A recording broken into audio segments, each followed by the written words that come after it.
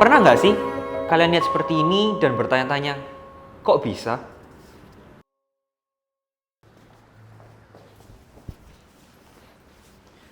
Hai, saya Melvin Tenggara dan saya mempertanyakan hal yang sama.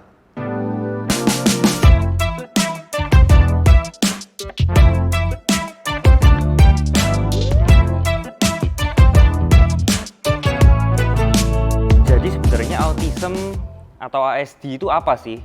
Daripada aku salah ngomong, lebih baik aku tanya ke narasumber yang adalah expertnya langsung. Bisa dijelaskan kok? Ya, autism atau ASD itu salah satu dari spektrum di dalam special needs ya, atau anak berkebutuhan khusus gitu. Anak berkebutuhan khusus itu sebenarnya banyak ya, nggak cuma autism. Ada kita kalau misalnya mengenal ada Down syndrome gitu, ada speech delay. Autism atau special needs lain itu sebenarnya bukan penyakit ya, tapi itu sesuatu yang kita perlu terima gitu. Dan itu juga bukan sebuah penyakit yang harus disembuhin gitu. Tapi perlu untuk di taking care lebih khusus gitu. Contoh simpelnya itu, kalau misalnya diajarin mungkin sekali dua kali untuk anak reguler itu bisa. Tapi bagi mereka itu bisa it takes like 10 kali atau 5 kali tergantung masing-masing anaknya itu. Tapi mereka bisa kayak gitu. Jadi it matter of time aja gitu. Learning prosesnya ya.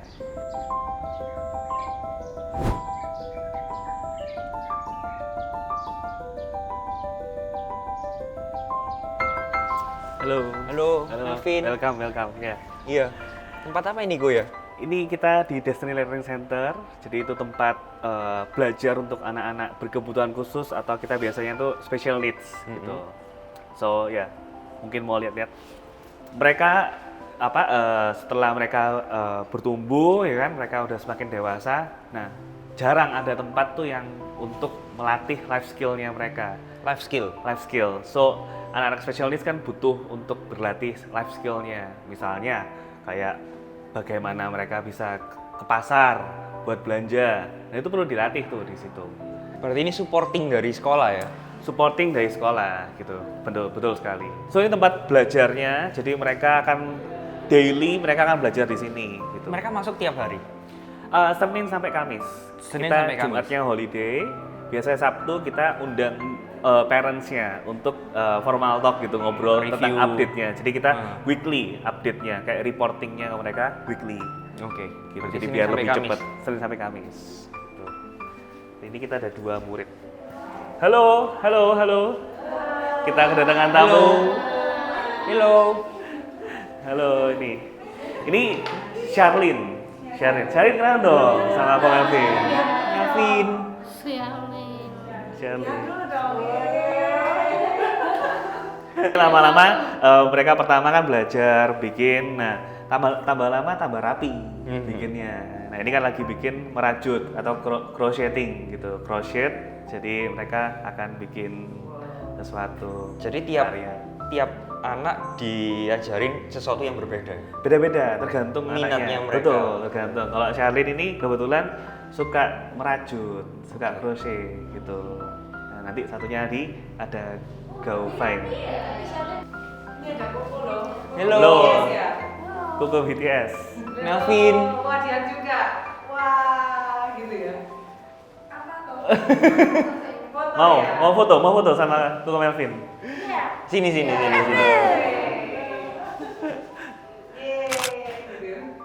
gitu. Ini apa? Ditunjukin dong, Coba dijelasin. ditunjukin dong. Ini lagi bikin apa ini, Miss? Lions hair. Nice hair. Oh, makrame. Oh, iya. Suka ya? And what is Koko ya? this? Microphone. Microphone. Microphone. Yes. Oke. How old are you?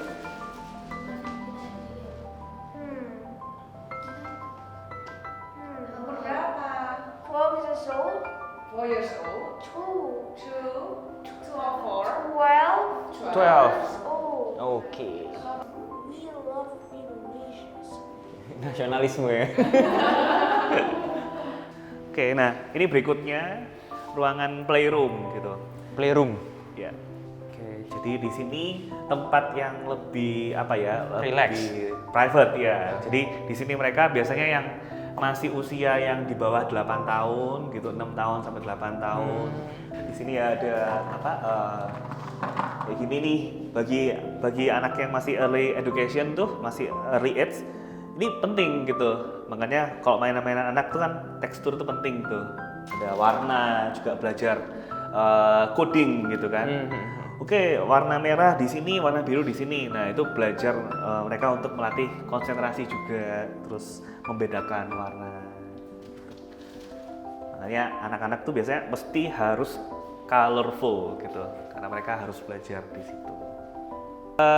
Aku ada cerita sih, ini kind of personal ya untuk ke aku sendiri gitu. Ada satu murid tuh datang, dia itu sudah umur 26 sekian ya, 26 tahun perempuan.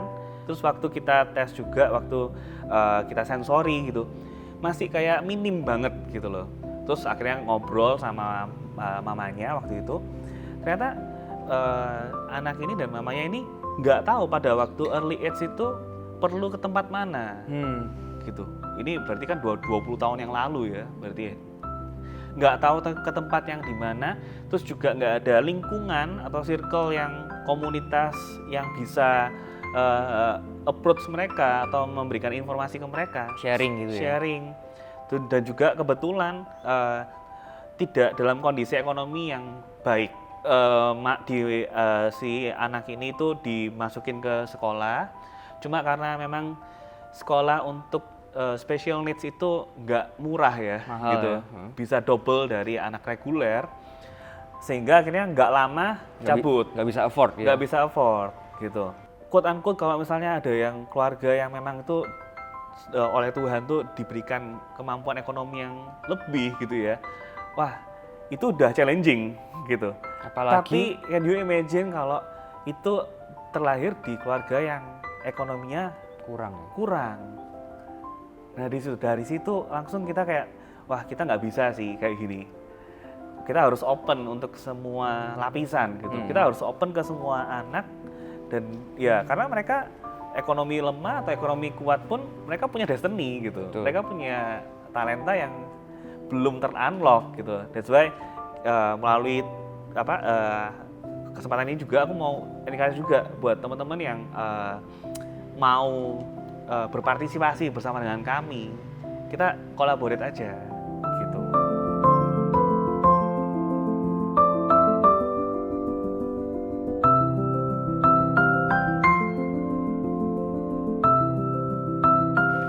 Kalau boleh tahu, sejak umur berapa ya ketahuan perlu bantuan bimbingan khusus seperti ini? Govennya sendiri ketahuan mulai berbeda dengan anak lainnya itu mulai umur 2 tahun. Terus treatmentnya dia mulai 2,5. Jadi mulai dari dia 2 tahun itu dari pihak sekolah memberitahukan kalau anak ini berbeda dari temennya. Oke. Terus saya diminta untuk pakai shadow. Pertama saya nggak ngerti apa-apa. Shadow itu apa, terus anak ini berbedanya kenapa. Setelah saya bawa ke dokter tumbuh kembang, ke psikolog anak, dari situ saya tahu kalau anak saya itu berbeda dan butuh treatment. Semenjak itu dia udah beberapa kali pindah beberapa tempat treatment, tempat terapinya. Karena saya juga melakukan banyak konsultasi dengan dokter psikolog tumbuh kembang anak, terus dokter yang spesialis ke pencernaan juga, sehingga sampai kayak sekarang ini dia masih dipegang sama terapis tempat terapi sih. Oke. Oh jadi pola makan pun Iya, dia harus ada diet. ini ya? Karena itu nanti mempengaruhi ke perilaku. Jadi misalkan nggak boleh konsum terlalu banyak sugar gitu ya? Ya, tepung terigu, manis-manis seperti itu. Oke. Tapi kalau untuk challenge yang di sekolah normalnya sendiri, yang reguler itu? Ya kadang-kadang ada. Kadang-kadang dia kan juga berbeda dengan temennya ya. Jadi kadang dia dikerjain sama temennya. Seperti itu pasti akan ada. Untuk proses pembelajarannya sendiri gimana? Tapi menerima dengan baik nggak penyerapan dari? Untuk sebagian pelajaran yang memang dia sukai dia bisa nerima. Tapi kalau untuk pelajaran tertentu dia merasa kesulitan, dia akan lebih susah sih. Tapi Dari pihak sekolah itu cukup baik. Jadi mereka menyesuaikan nanti waktu tes atau ujiannya itu menyesuaikan untuk anaknya. Jadi soalnya berbeda dengan temennya. Berarti pihak sekolah cukup kompromis gitu ya. Mereka menyesuaikan ke anaknya. Dan mereka sampai sekarang berarti pakai shadow ini ya? Iya, masih pakai shadow. Di kelas pun juga.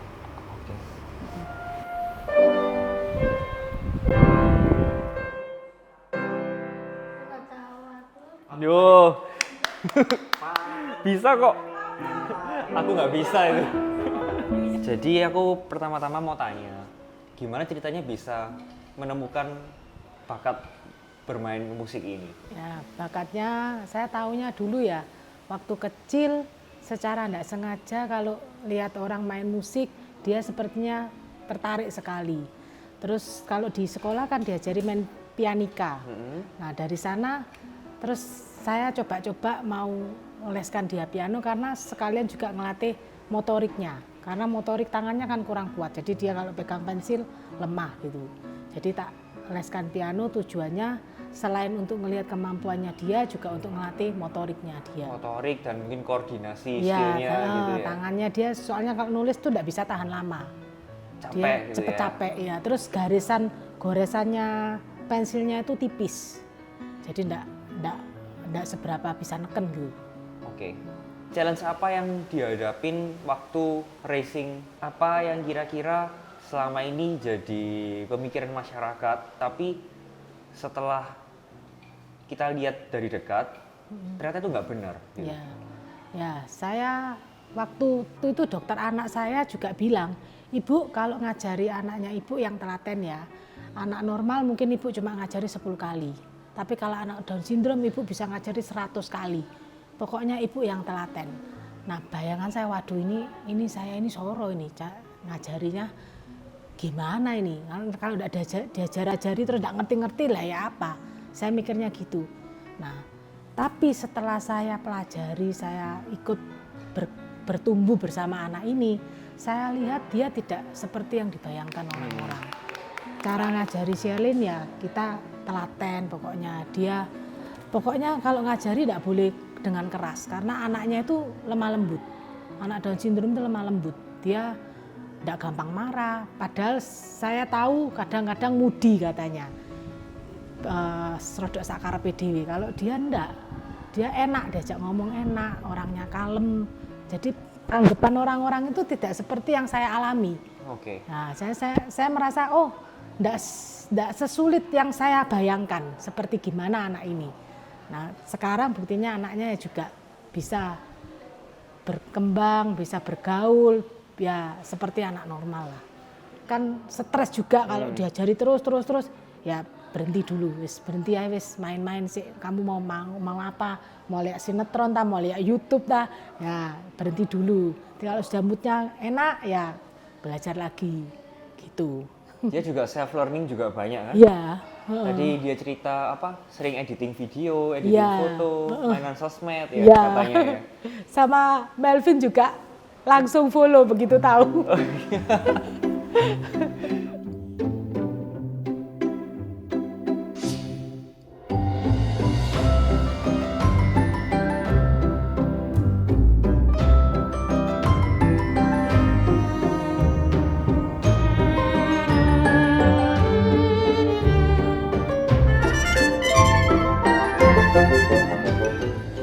Nih lukisan pas dulu nih, sejak 2019 sebelum pandemi. Oke. Jadi pas aku masih buatnya DNA, aku buat kayak gini untuk DNA. Jadi lokomotifnya jadikan kayak pesawat yang itu yang. Ceritanya gimana kok bisa nemuin bakat melukis dari Vincent ini? Ya, pada umumnya kita sebagai orang tua, keluarga itu mengeksplor keseluruhan, baik nyanyi, baik olahraga, terus melukis, terus ya editing video atau apalah. Tapi untuk anak autis itu kan kita menemukan kesulitan, di mana anak autis itu kan tantrum, gampang marah, nangis. Nah, sampai pada akhirnya itu di sekolah tuh nggak sanggup sekolah itu, nggak bisa ngakomodasi untuk Vincent. Nah, akhirnya kita orang tua berhadapan sama pilihan, ini mau ke arah sekolah lagi yang lain, di mana nanti kok sekolah lagi yang lain itu dia nangis, dia tantrum, marah, nggak happy, atau cari yang dia suka. Nah, sementara ini yang kita lihat dia suka waktu sampai kelas 3 SMP itu adalah gambar. Karena waktu kelas 2 SMP itu pernah ada lomba gambar satu sekolah, Vincent tuh menang, juara 2. Nah, jadi kita melihat bahwa wah ada peluang, terus sama pada waktu gambar itu kok dia happy.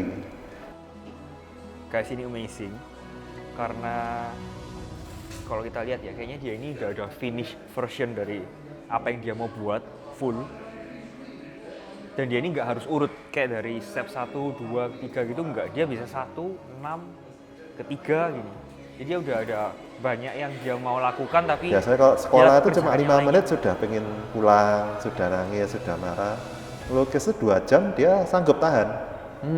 Nah, dari sana kita lihat, wah anak autis ini sudah fokus kan, kalau ada fokusnya kan berarti kita ada kesempatan untuk ngajar. Nah, akhirnya kita teruskan itu. Jadi ada pesan apa kira-kira yang mau disampaikan ke orang-orang ini? Karena secara umum kan masyarakat ini melihat autis disorder ini sebagai cuman dari sisi luarnya saja. Kira-kira ada pesan apa yang mau disampaikan gitu? Ya, ini pesan bahwa kita sebagai orang tua yang punya anak autis itu jangan berpikir kita itu sendiri. Kita harus berpikir itu bersama-sama. Jadi ada komunitas di mana kalian bisa sharing pengalaman, bisa berbagi cerita, dan dengan komunitas itu kita makin kuat. Kita jadi nggak merasa sendirian, dan kita merasa pencapaian yang kita capai dengan anak kita itu juga sesuatu langkah yang bersama-sama dengan orang lain. Itu yang untuk kita sebagai orang tua anak autis, untuk kita bisa mental kita bisa bertahan dan bisa maju. Tapi tips dari kita, dari Vin Autism Gallery, dari pengalaman kita sebagai orang tua pada anak Vincent, yang pertama kali itu yang bagi kita orang tua itu adalah menerima dulu. Jadi menerima kondisi anak kita. Jadi jangan sampai kita tuh tenggelam dalam penolakan. Blaming gitu ya? Blaming ourselves, blaming the children. Jadi itu akan menjadi suatu langkah di mana kita tuh nggak bakal bisa maju. Jadi itu kunci satu itu. Kunci kedua, cari terapi yang tepat guna. Jadi terapi awal yang seperti kayak perilaku, terapi sensorik, terapi berkata, baca huruf, itu harus dilalui. Nah, yang ketiga itu adalah begitu terapi itu sudah selesai semua, kita harus bisa menerima minat dan bakat anak kita, di mana mindset atau cara berpikir anak kita yang ASD ini mungkin berbeda dibandingkan anak-anak umumnya. Sehingga ya seperti kayak ikan suruh belajar di darat ya gak bakal bisa berenang, tapi kalau ikan suruh berenang di air ya berenang. Seperti itu sih perumpamaannya. Nah, itu sesuatu yang memang gak umum, tapi itu adalah kenyataan di mana itu sebagai salah satu pintu untuk membuka bagi si anak autis ini bisa berpikir dan bisa hidup bermasyarakat, berkembang gitu ya. Dan satu lagi yang paling penting lagi, ya, berdoa dan juga imannya terus dikuatkan untuk melalui langkah-langkah ini sampai ke sana. Karena berkat Tuhan dalam hal ini sangat krusial dan paling penting sekali sebagai kunci. Meskipun kita bisa semua itu semua ya. Iya. Ini karena ini kan penting banget untuk masyarakat ini bisa melihat supaya mereka ini tidak dianggap sebagai barang yang defect seperti itu kan. Betul. Kita harus memanusiakan mereka dengan menghargai mereka gitu. Kita dikasih anak yang seperti ini, ya kita harus bisa nerima, dan rencana yang atas itu jauh lebih maju daripada kita. Betul. Jadi kita bisa saja menerima suatu blessing in disguise ya. Kayak saya dan tim kita di sini yang punya anak Vincent dan anak-anak yang lain. Mungkin zaman dulu tahun 80 nggak ada yang seperti kita ini. Jadi dengan kita yang seperti ini kita bisa menginspirasi orang lain untuk bisa memperbaiki kehidupan anak-anak autisme yang sekitar kita. Nah, harapan kita dari Vino Autism ini bisa menginspirasi bagi orang tua, masyarakat untuk juga bisa berbuat yang seperti ini yang menularkan kepada yang teman-teman kita yang lain.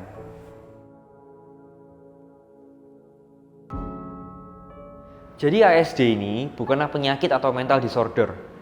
Tidak bisa disembuhkan juga, tapi mereka ini adalah orang-orang yang melihat dunia dengan cara yang berbeda, dan mereka ini berpikir dengan urutan dan cara berpikir yang berbeda dengan kita. Banyak perspektif baru yang bisa kita dapat kalau kita mau mendengarkan mereka, dan itu sudah tugas kita untuk mendengarkan dan menerima mereka supaya mereka ini tidak merasa terasingkan.